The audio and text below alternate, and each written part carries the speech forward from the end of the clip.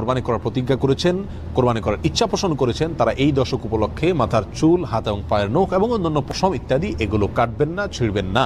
জিলহজের চাঁদ উঠা থেকে নিয়ে কোরবানি পর্যন্ত তারা এই চুল, নখ ইত্যাদি কাটা থেকে বিরত থাকবেন। এ বিষয়ে সহিহ মুসলিম হাদিসে নবী সাল্লাল্লাহু আলাইহি ওয়াসাল্লাম আমাদেরকে নির্দেশ করেছেন। বেশি তাকবীর, তাহমিদ এবং তাহলিল পাঠ করা। নবী সাল্লাল্লাহু আলাইহি ওয়াসাল্লাম বলেছেন, ফাকসিরু ফিহিন্না মিনাত তাকবীরি ওয়াত তাহলিলি ওয়াত তাহমিদি। প্রথম দশকে তোমরা বেশি বেশি আল্লাহ সুবহানাহু ওয়া তাআলার বড়ত্ব বর্ণনা করো, আল্লাহর একত্ববাদে বর্ণনা করো এবং আল্লাহ সুবহানাহু ওয়া তাআলার প্রশংসা করো। একত্রে পাঠ করার জন্য বেশ কয়েকটি ফরম্যাট বর্ণিত হয়েছে হাদিসে। তার মধ্যে থেকে একটি হলো আল্লাহু আকবার, আল্লাহু আকবার, লা ইলাহা ইল্লাল্লাহু, আল্লাহু আকবার, আল্লাহু আকবার, লিল্লাহিল হামদ।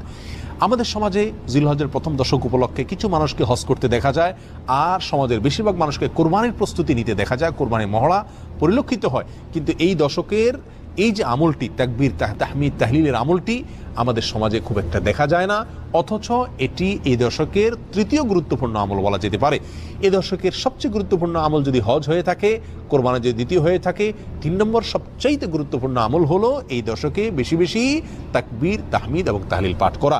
সাহাবী আবু হুরায়রা এবং আব্দুল্লাহ ইবনে ওমর রাদিয়াল্লাহু তাআলা আনহুমা তারা এই দশকে বেশি বেশি তাকবীর, তাহমিদ এবং তাহলিল পাঠ করার জন্য বাজারে চলে যেতেন এবং বাজারে গিয়ে তারা উচ্চ স্বরে এই তাকবীর, তাহমিদ এবং তাহলিল পাঠ করতেন, উদ্দেশ্য যাতে করে শুনে অন্যরাও পাঠ করতে পারে। আমাদের মধ্যে কয়জন মুমিন আছি যারা এই সৎসাহস রাখি যে আমি বাজারে গিয়ে, দোকানে গিয়ে, মার্কেটে গিয়ে উচ্চস্বরে তাকবীর, তাহমিদ এবং তাহলিল পাঠ করবো, এই আশায় যেন আমার তাকবীর, তাহমিদ, তাহলিল শুনে অন্যদেরও স্মরণে আসে, তারাও পাঠ করে। প্রিয় বন্ধুগণ, এই আমলটিকে সমাজে পুনর্জীবন দেওয়া অত্যন্ত গুরুত্বপূর্ণ। চেষ্টা করি জিলহজের প্রথম দশক উপলক্ষে দিনে রাতে, চলতে ফিরতে, উঠতে বসতে, কর্মস্থলে, নিজের বাসস্থানে, সর্ব জায়গায় তাকবীর, তাহমিদ এবং তাহলিলের রব উঠাই দিই এবং পড়তে থাকি, অন্যকে শুনে শুনে পড়তে থাকি, উচ্চস্বরে পড়তে থাকি।